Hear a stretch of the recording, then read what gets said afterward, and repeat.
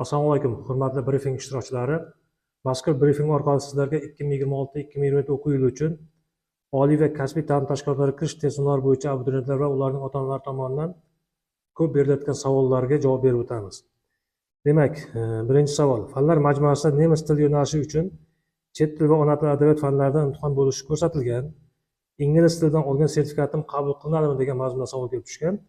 Demak, agar fanlar majmuasida birinchi fan sifatida chet tili, ikkinchi fan sifatida ona til va adabiyot ko'rsatilgan bo'lsa, ya'ni muayyan til aniq belgilanmagan bo'lsa, ingliz tili bo'yicha milliy yoki xalqaro sertifikat tan olinadi. Bunday holatda ingliz, nemis, fransuz va boshqa til tasdiqlangan xorijiy tillar bo'yicha sertifikatlar barchasi demak tan olinadi. Ammo ta'lim yo'nalishida birinchi fan sifatida nemis tili aniq ko'rsatilgan bo'lsa, faqat nemis tili bo'yicha sertifikatlar qabul qilinadi. Bunda ingliz tili sertifikati demak imtiyoz sifatida qabul qilinmaydi. Navbatdagi savol: may oyida o'tkazilgan chet tilini bilish darajasini aniqlash test sinovlari natijasi qachon e'lon qilinadi? Sertifikatni yuklashga ulguramizmi degan mazmunda savol kelib tushgan. Albatta, may oyida o'tkazilgan chet tilini bilish darajasini aniqlash test sinovlarining gapirish ko'nikmasi joriy yilning 12-iyun kuni respublika bo'yicha to'liq yakunlanadi. Amaldagi tartibga ko'ra natijalar imtihonlar yakunlangandan so'ng bir hafta ichida e'lon qilinishi belgilangan. Shunga ko'ra natijalar 19-iyun kuni e'lon qilish rejalashtirilgan. Agar abituriyent B2 yoki undan yuqori darajada sertifikatni qo'lga kiritsa, sertifikat ma'lumotlari avtomatik ravishda uning shaxsiy kabinetida aks etadi. Navbatdagi savol: chet tili bo'yicha xalqaro sertifikatni xato yuklaganman, uni qayta kiritish mumkinmi degan mazmunda savol kelib tushdi.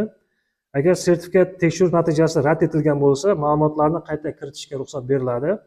Lekin sertifikat tekshirilayotgan yoki tasdiqlangan holatda bo'lsa, ma'lumotlarni o'zgartirish imkoniyati mavjud emas. Demak, navbatdagi savol: men xalqaro sertifikatlarni 20-iyungacha yuklashim shartmi? Undan keyin yuklasam bo'lmaydimi degan mazmunda savol kelib tushgan. Demak, abituriyentlarimizda xalqaro sertifikatlar bo'ladigan bo'lsa, xalqaro sertifikatlar qabul jarayoni yakunlangunga qadar, ya'ni 25-iyungacha tizimga kiritish mumkin.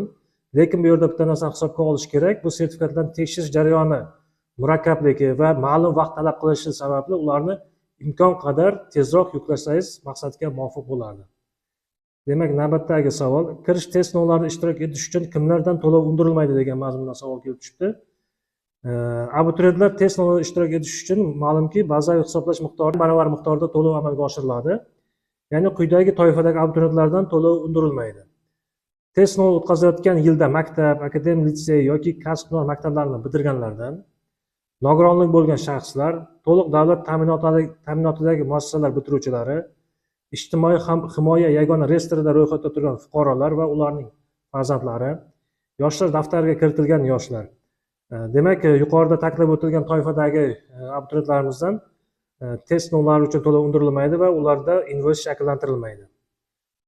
Navbatdagi savol: qaysi ta'lim yo'nalishlariga qaysi fanlardan test o'tkazilishini biz qayerdan bilishimiz mumkin degan mazmunda savol kelib tushdi. Demak, bakalavriat ta'lim yo'nalishlari bo'yicha test o'tkaziladigan fanlar majmuasi Oliy ta'lim, fan va innovatsiyalar vazirligi tomonidan 2026-yil fevral oyida tasdiqlangan. Mazkur ma'lumotlar vazirlik, bilim va malakalarni baholash agentligi hamda boshqa rasmiy axborot manbalarida Telegram kanallarida e'lon qilingan.